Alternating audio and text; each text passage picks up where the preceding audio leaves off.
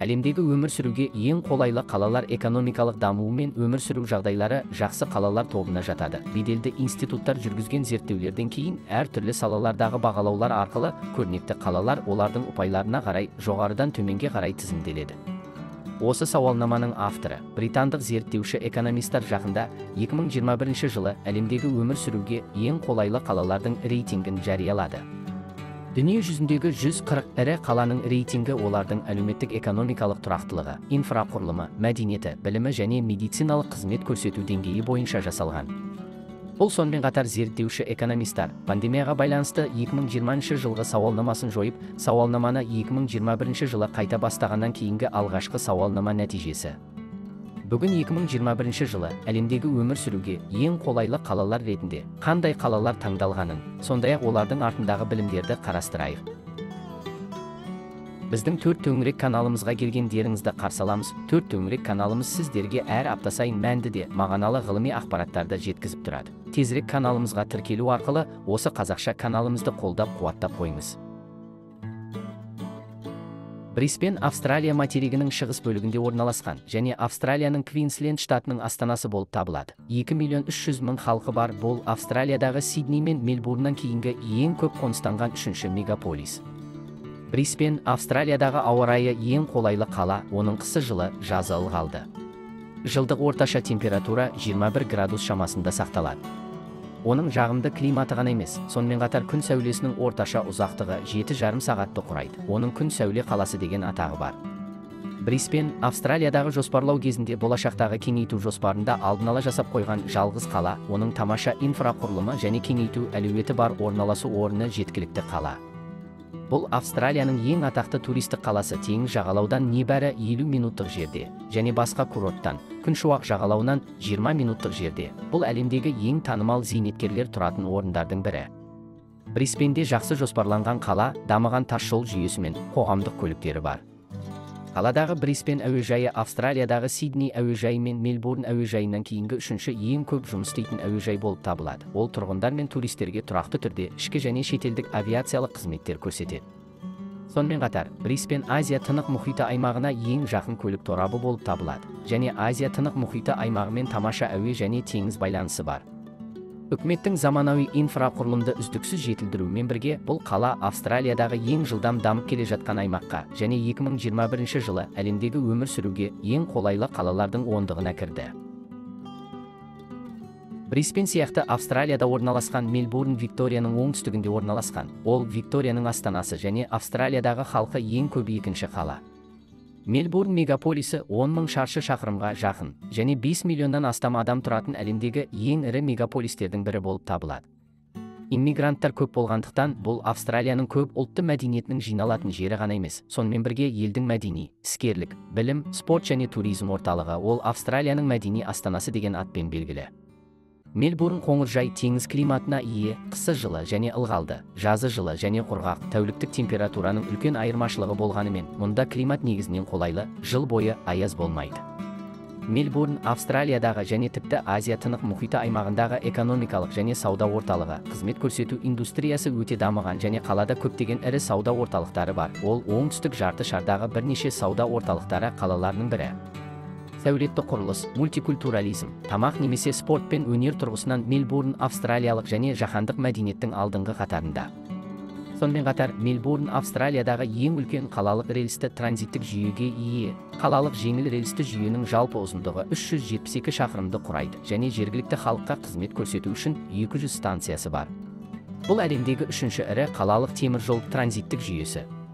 Мельбурн барған жерде жиналу деген ұранымен 2011 жылдан 2017 жылға дейін қатарынан 7 жыл бойы өмір сүруге қолайлы әлемдегі ең жақсы қалалар арасында бірінші орынды иеленді, бірақ ол сонымен бірге әлемдегі ең қымбат қалалардың бірі болып табылады. Женева Швейцарияның екінші үлкен қаласы, еуропалық мемлекет. Ол шамамен 16 шаршы шақырым аумақты алып жатыр және 200,000-ға жуық адам тұрады. Жаздың орташа температурасы 27 градус, қысқы температура 4 градус. Ол өзінің терең гуманитарлық дәстүрлерімен, түрлі түсті мәдени іс-шараларымен және қала маңындағы сергітетін табиғатымен танымал. Женева орналасқан. Женева кантоны Франциямен үш жағынан шектеседі. Оңтүстік шығыс, батыс және оңтүстік ұзындығы 107 шақырымдық шекараның 4,5 шақырымы ғана басқа Швейцария кантондарымен шектеседі. Әлемнің сағат астанасы ретінде белгілі Женевада сағат жасау дәстүрінің ұзақ тарихы бар. Осында Patek Philippe, Rolex және Vacheron Constantin сияқты атақты сағат жасаушы компаниялардың бас кеңселері орналасқан. Муниципалды үкімет пен Швейцария үкіметі бірлесіп құрған сағаттарды тексеру бөлімі жаһандық сағаттарды анықтауда шешуші рөл атқарады. Бұған қоса, бұл қала шамамен 1 триллион ақш долларын құрайтын активтерді басқаратын ежелгі қаржы индустриясы мен жеке банктік бизнесті мұра етеді. Банк индустриясы мен сағат индустриясы Женеваның екі негізгі экономикалық тірегіне айналды. Қаладағы ең төменгі жалақы 4000 швейцариялық франк болып табылады. Бұл оны әлемдегі ең жоғары төменгі жалақы алатын қалаға айналдырады. Дүние жүзіне әйгілі халықаралық қала ретінде Женевада көптеген халықаралық институттар орналасқан. Қызыл Крест ұйымының штаб пәтері, дүниежүзілік денсаулық сақтау ұйымы, Біріккен ұлттар ұйымының кеңсесі және басқа да халықаралық мекемелердің штаб пәтері Женевада орналасқан. Ол халықаралық деңгейде жоғары беделге ие және сонымен қатар әлемдегі өмір сүруге ең қолайлы қалалар рейтингіне жиі келуші қала болып табылады. Келесі таныстыратын қалада Швейцарияда орналасқан Цюрих деп аталатын қала. Ол Швейцарияның Цюрих кантонының астанасы, Швейцарияның ең үлкен қаласы және Еуропадағы ең бай қала. Цюрихте 4 маусымы бар, қоңыржай теңіз климаты бар. Көктемде және жазда ең жоғары температура 25 градустан аспайды. Күз бен қыста бұлтты және жаңбырлы, орташа төмен температура 14 градусқа түседі. Онда көптеген өзендер мен көлдер де бар. Қала маңындағы елді мекендерді қоса алғанда, Цюрих мегаполисінің 1,900,000 халқы бар. Бұл Швейцарияның негізгі сауда және мәдени орталығы және швейцариялық банк саласының өкілді қаласы. Швейцариялық банк индустриясының тиімді және қатаң құпиялылық мүмкіндіктерін ескере отырып, Цюрих әлемдегі ірі офшорлық банктік орталыққа айналды. Қаланың экономикалық қызметінің 1/4 қаржылық шот аударымдарынан келеді. Әйгілі Abs Group, Swiss Bank және көптеген жеке банктердің бас кеңселері осында орналасқан. Бұл халықаралық активтерді басқару бизнесіндегі жетекші қала. Әлемдегі ең көне тұрақты бейтарап ел ретінде Швейцария тұрақты саяси жағдайына, қылмыс деңгейінің төмендігіне, толық медициналық жүйеге және жоғары жалақыға байланысты әлемнің түкпір-түкпірінен таланттарды тартуды жалғастыруда. Цюрих сонымен қатар Біріккен ұлттар ұйымының адамдарды орналастыру жөніндегі агенттігінің бағалауы бойынша әлемдегі жалпы өмір сүру деңгейі ең жоғары қала ретінде бағаланды. 2006 және 2007 жылдары ол 2 жыл қатарынан тұруға болатын әлемдегі ең жақсы қалалар тізімінде бірінші орында тұрды. Ковид індеті Еуропаның ірі қалаларын шарпығандықтан, ол әлемдегі өмір сүруге ең қолайлы қала ретінде Еуропадағы ең жоғары қала болды. Аустралияның 4-ші үлкен қаласы Перт. Материк Австралияның батыс жағалауында орналасқан. Метрополитенде шамамен 2,100,000 адам тұрады. Ол батыс Австралияның астанасы және Австралияның батыс жағалауындағы жалғыз үлкен қала. Ол әлемдегі ең жалғызсырайтын қала ретінде белгілі. Пертте жазы құрғақ, қысы жылы әрі ылғалды болатын жерорта теңізінің климаты бар. Жұмсақ климат пен өзен жағасындағы ерекше пейзаж Перт қаласын атақты туристік қалалардың біріне айналдырды. Австралияның шығыс жағалауындағы ірі қалалармен салыстырғанда Перт өмір сүру деңгейінің жоғарылығымен, өмір сүру шығындарының төмендігімен және қаладағы жылжымайтын мүлік бағасының төмендігімен танымал. Дәл осындай экономикалық әлеуетпен ол гүлденген еңбек нарығымен және жоғары деңгейлі білім беру жүйесімен бірге өмір сүрудің жоғары деңгейін қамтамасыз етеді. Бұл Пертті Австралияның шығысындағы үлкен қалалардан алыс орналасқанына қарамастан, оңтүстік жарты шарда өте танымал қалаға айналдырды. Заманауи көп қабатты үйлерді ауылдың көркімен үйлестіретін Перт жыл сайынғы өмір сүруге арналған әлемдегі ең жақсы қалаларды таңдауда жақсы өнер көрсетеді. Ол әлемдегі ең мейірімді қала атағына ие болды. Сонымен қатар 2021 жылғы әлемдегі ең жақсы өмір сүретін қалалар зерттеуінде медициналық көмек, білім беру және инфрақұрылымның 3 негізгі саласында тамаша нәтижелерге қол жеткізген жалғыз қала. Токио Жапонияның Канто қаласында орналасқан. Қала халқы 14 миллион, елордада 37 миллион халқы бар. Оның қалалық жылдық ішкі өнімі дүние жүзінде бірінші орында. Бұл қазіргі уақытта экономикасы мен халқының саны бойынша әлемдегі ең үлкен мегаполис, сонымен қатар әлемдік деңгейдегі 4 қаланың бірі болып табылады. Токиода 4 мезгіл ерекшеленетін және жауын-шашын мол болатын субтропиктік муссондық климат бар. Жазда орташа температура 29 градус, ал қыста температура шамамен 10 градус төмендейді. Токио бұрын Эдо деген атпен белгілі Токугава шогунаты дәуірінен бері Жапонияның ірі қалаларының бірі болды. Екінші дүниежүзілік соғыстан кейінгі тұрақты дамудан кейін Токио бизнес пен қаржының, танымал мәдениет пен сәннің әлемдік орталығына айналып қана қоймай, сонымен қатар әлемдегі ең мықты 500 компаниясының штабы ең көп қалаға айналды. Ол әлемдегі экономикалық дамыту орталығы ретінде белгілі. Азияның ең ауқатты қаласы ретінде жер сілкінісі аймағында орналасуына және екінші дүниежүзілік соғыс кезінде келтірілген залалға байланысты Токионың қалалық ландшафты негізінен заманауи ғимараттардан тұрады. Сонымен қатар, Токио жақсы дамыған қоғамдық көліктермен танымал. Онда әлемдегі ең күрделі және тығыз темір жол транзиттік жүйесі бар. Метроның қарбаластығы әлемде 3-ші орында тұрады. Орташа тәуліктік тасымал қабілеті 8.800.000 жолаушыға жетеді.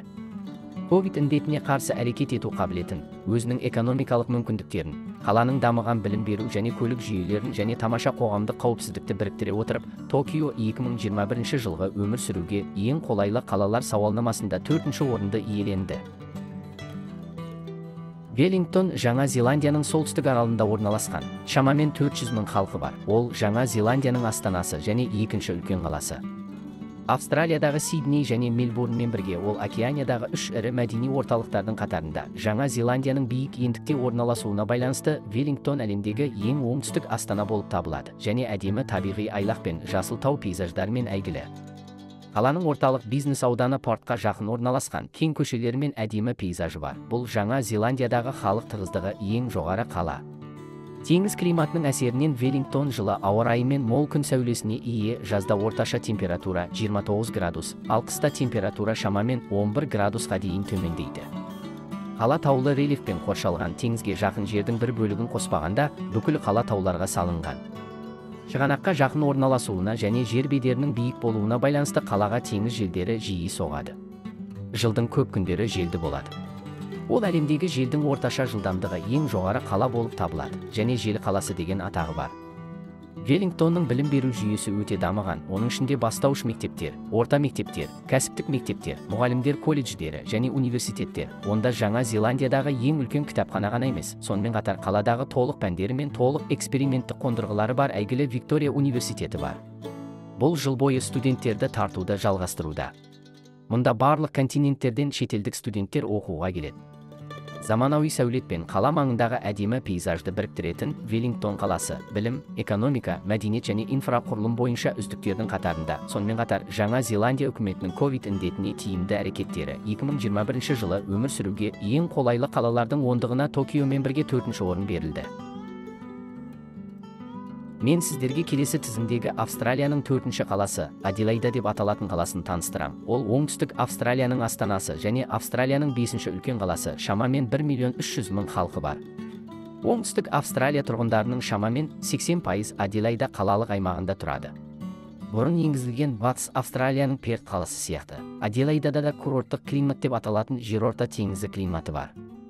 Орташа температура 11 градустан 30 градусқа дейін, қысы жылы және жаңбырлы, жазы ыстық және құрғақ. Оңтүстік Австралиядағы ең ірі бизнес орталығы ретінде Аделаида көптеген үкіметтік және қаржылық институттардың орталығы болып табылады және оның экономикасында өндіріс, әскери өнеркәсіп және зерттеу басым.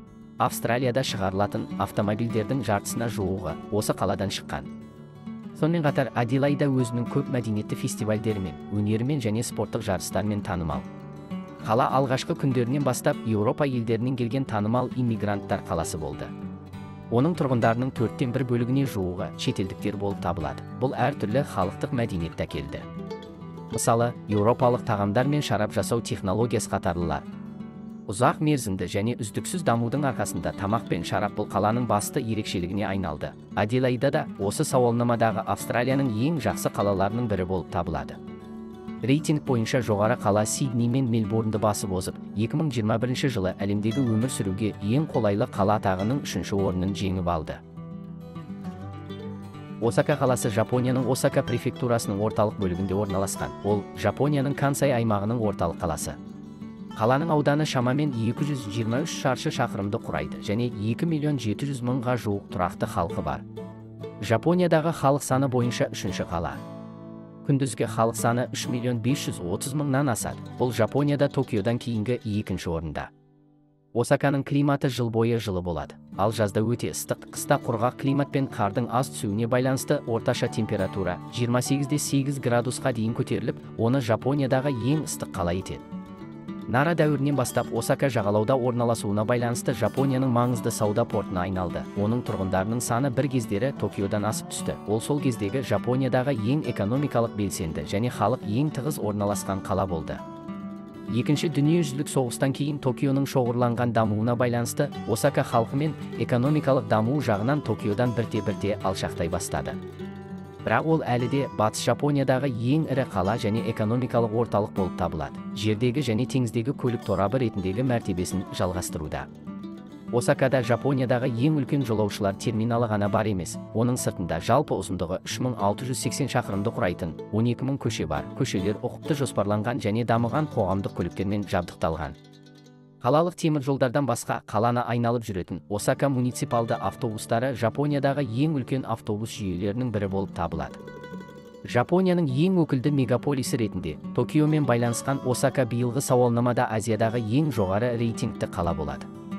Ол медициналық көмекте де, жобаларда да тамаша көрсеткіштерге қол жеткізді. Сонымен қатар инфрақұрылым саласында үлкен ағасы Токионы жеңіп, 94-2 ұпаймен екінші орынды жеңіп алды және 2021 жылы Азиядағы өмір сүруге ең қолайлы қала атанды.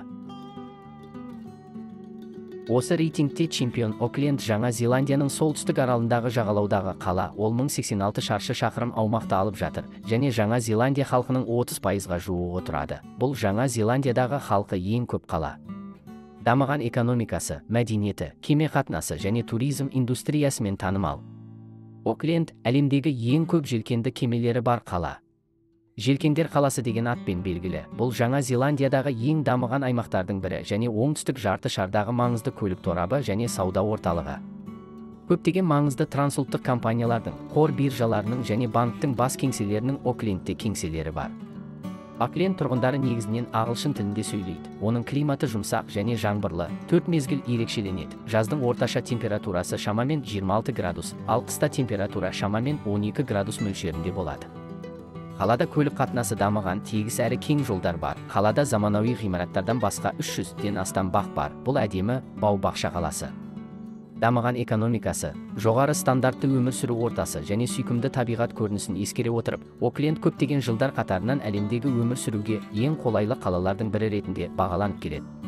Ковид індетінен зардап шеккен Еуропаның ірі қалаларының рейтингі жалпы алғанда төмендеді. Океанияда орналасқан Австралия мен Жаңа Зеландия тиімді шекаралық бақылаудың арқасында қалалар рейтингінде көтерілуде.